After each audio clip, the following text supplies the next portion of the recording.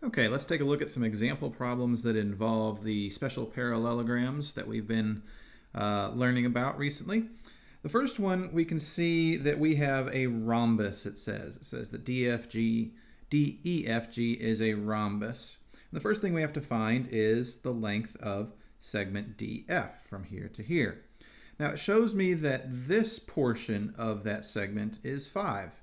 And the thing I need to remember is that every rhombus will also have all the properties of a parallelogram. And in a parallelogram, each of these diagonals is bisecting the other one. So if this part of it here is 5, then this part over here would also be 5. So we can put a 5 right there. And then the length of DF is going to be equal to 5 plus 5, which is 10. Second part of this problem wants us to find the measure of angle DFG. So what we have to remember on this one is that these diagonals, not only are they perpendicular bisectors of each other, but they are also bisectors of the angles of the rhombus. And so that would indicate that angle EFD right here and angle DFG right here would be congruent to each other. Also that we have a 90-degree angle right there because, again, these diagonals are perpendicular bisectors of each other. So if we look at this triangle right here, we can find the measure of this angle, which would be the same as angle DFG. So let's do some quick math here to find that angle.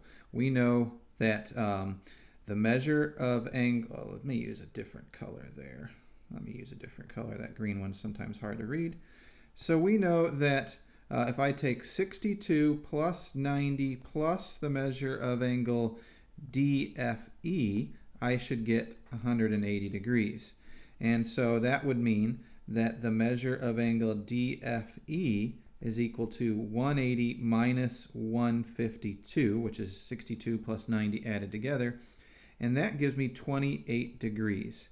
And that is also the measure of angle DFG. It's 28 degrees. Finally, it asks us to find the length of segment EG here. EG. Now, to do this problem, we have to consider that each of these triangles is a right triangle, including this one right here. It's a right triangle because these diagonals are perpendicular bisectors of each other. And then if we know if we know the lengths of two sides of a right triangle, then what we can do is use the Pythagorean theorem to find the length of the third side. So if I look at this triangle, I know that this side of it is 5, and this side over here is 5.6. And that 5.6 is the hypotenuse of my right triangle, because here's where the right angle would be, and that side is across from that right angle. So it's considered the hypotenuse. So the Pythagorean theorem says a squared plus b squared equals c squared, where a and b are the lengths of the legs of your right triangle, and c is the length of the hypotenuse. So I'm missing one leg length, so we'll leave that a as a variable, and then we'll use the 5 as the b and the 5.6 as the c, and we'll see what we can do with this Pythagorean theorem. We'll say a squared plus 5 squared equals 5.6 squared. And now I need to remember that when I square something, that means that I'm going to multiply it times itself. So that's going to say a squared plus 25 equals, and 5.6 squared is 31.36. Now I'm going to subtract 25 from each side, and that's going to say a squared equals 6.36. And now I need to take that 6.36 and I need to square root it. I don't want to divide it by 2. A lot of people think that because this is a squared that you would take that and divide it by 2. Remember, the opposite of squaring something is doing the square root of it.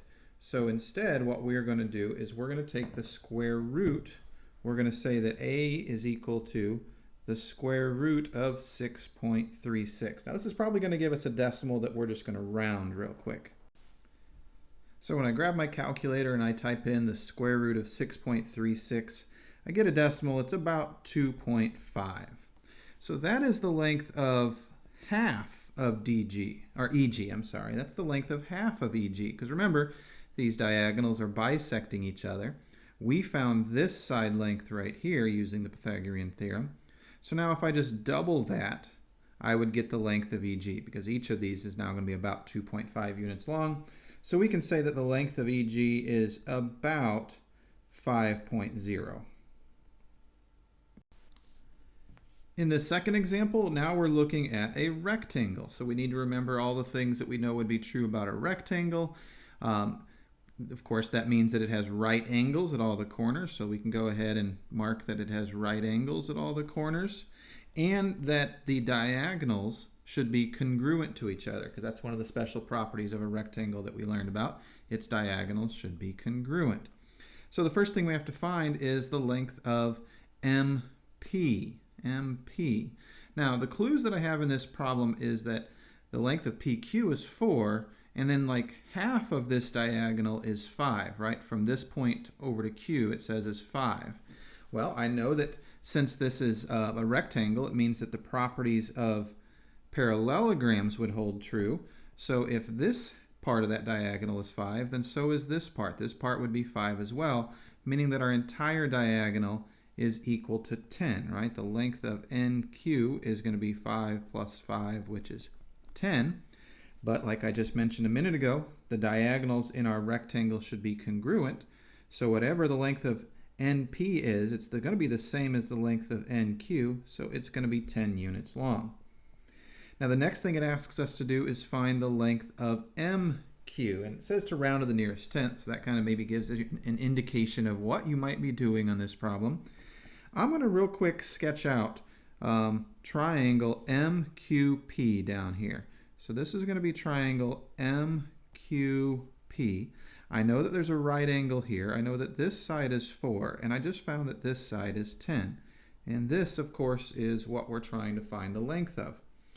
So just like we did on the last problem, we're going to actually be utilizing the Pythagorean theorem here, because I have a right triangle where I know one of the legs and the hypotenuse length, and I'm missing the third length, which is a leg. I can use a squared plus b squared equals c squared to do this. So it's going to say a squared plus b squared equals c squared. I'm going to say that the missing side plus 4 squared should equal 10 squared.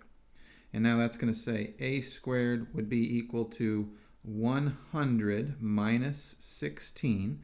100 minus 16 is 84. So a squared is going to be equal to the square root of 84.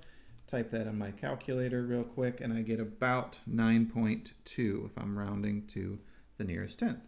So the length of MQ is, I don't want to say equals, I want to say it's about 9.2.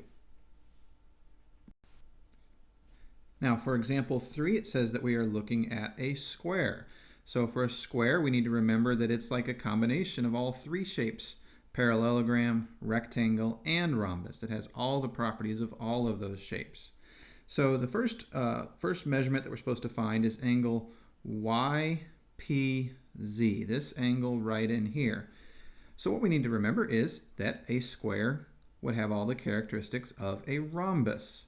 And so when these diagonals of our square meet, they do what the diagonals of a rhombus would do, which is that they are going to be perpendicular bisectors of each other.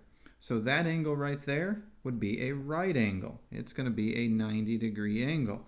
So the measure of angle YPZ is 90 degrees. Again, that's because our square is going to have the qualities of a rhombus, where the diagonals will be perpendicular to each other. Next up, it says to find the measure of angle YWX. So we're talking about this angle right here. Well, again, it has this, my square has the properties of a rhombus. And one of the properties of a rhombus is that the diagonals bisect the angles at the corners of our square or our rhombus. So since this is a rectangle, we know that that angle right there is a 90-degree angle. Since it's a rhombus, we know that this diagonal is going to bisect that 90-degree angle, making 2 45-degree angles. So the measure of our angle YWX is going to be 90 divided by 2, which is 45 degrees. Finally, it asks us to find the length of WY, which is one of the diagonals. I know that the diagonals of a square will do all the things that the diagonals of a rhombus will do, and all the things that the diagonals of a rectangle would do. So the diagonals of a rhombus are perpendicular bisectors of each other. So if from Z to P is 7 units long, then from P to X is 7 units long. And that would tell me that the length of ZX is going to be 7 plus 7, or 14.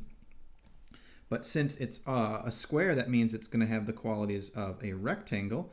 So the length of WY would be the same as the length of ZX. So it's going to be 14 as well.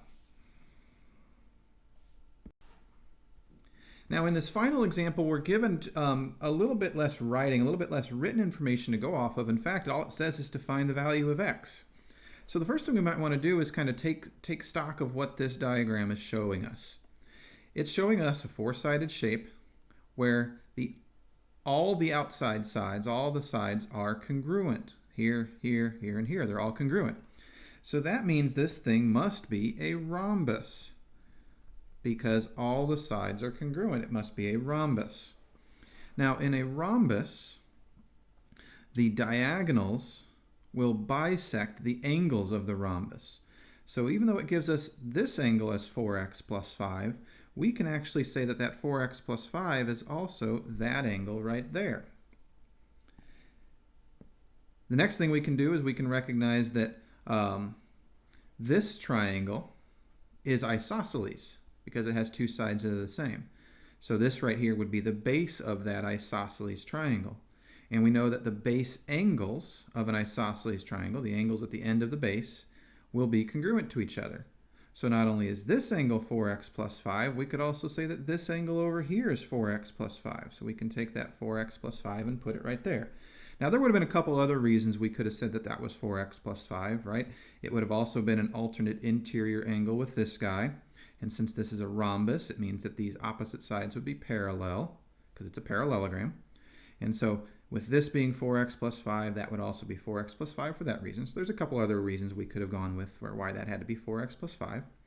But regardless of what we want to say about it, I now know something about all three angles of this triangle. I know this one's 4x plus 5, this one's 4x plus 5, and this one's 8x minus 6. And I know that in a triangle, all three of those angles should add up to 180, which gives me an equation I can set up. I can say that 4x plus 5 plus another 4x plus 5 plus 8x minus 6 all comes out to equal 180.